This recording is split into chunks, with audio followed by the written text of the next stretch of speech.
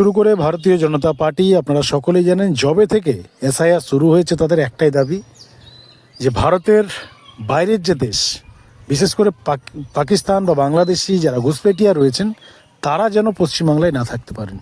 তাদেরকে দেশের বাইরে তাড়ানোটাই তাদের আসল উদ্দেশ্য। আর একাধারে আপনারা দেখেছেন রাজ্যের শাসক দল তৃণমূল কংগ্রেস, তারা এসআইআরের সম্পূর্ণ বিরোধিতা করে গেছেন। সুপ্রিম কোর্টে পর্যন্ত তারা দৌড়েছেন, এখনও লড়াই চলছে। বর্তমান রাজ্য রাজনীতির যে বিধানসভা নির্বাচন, সেই নির্বাচনেও তৃণমূল কংগ্রেস অর্থাৎ রাজ্যের যারা শাসক দল, তাদের যে ফুল কনসেপ্ট হচ্ছে এসআইআর নিয়ে। আর ঠিক এরই মাঝে বিধানসভা নির্বাচনের আর এক সপ্তাহ বাকি নেই, আপনারা সকলেই জানেন। ঠিক এই মুহূর্তে গ্রেপ্তার হলো দুজন বাংলাদেশি পশ্চিমবঙ্গ থেকে। চিন্তা করুন কতটা মারাত্মক লেভেলে বাংলাদেশি পশ্চিমবাংলায় ঢুকে রয়েছে। আপনাদের জানিয়ে রাখি, বৃহস্পতিবার দুপুর 3টে আশেপাশে দুজনকে টিকিট কাউন্টারের সামনে ঘুরতে দেখা যায়। আর তখনই তাদের আটক করে মালদা টাউন জিআরপি। জিজ্ঞাসাবাদ করতে জানা যায় যে ওই দুজনেই হচ্ছে আসল বাংলাদেশি।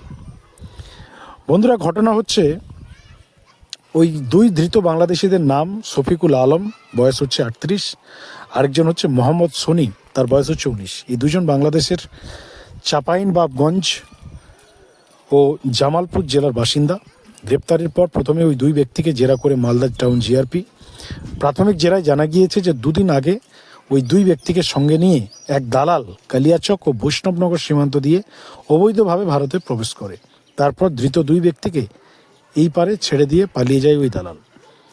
ধৃত দুই বাংলাদেশিকে জিজ্ঞাসাবাদ করে তাদের আগামীর পরিকল্পনাও কথাও জানা গিয়েছে। তারা জানিয়েছে যে চেন্নাই গিয়ে কাজের খোঁজ করার ছক কষেছিল ওই দুজন। পুলিশ তাদের আরও ভালোভাবে জিজ্ঞাসাবাদ করতে আরও বেশ কিছু মারাত্মক তথ্য সামনে এসছে।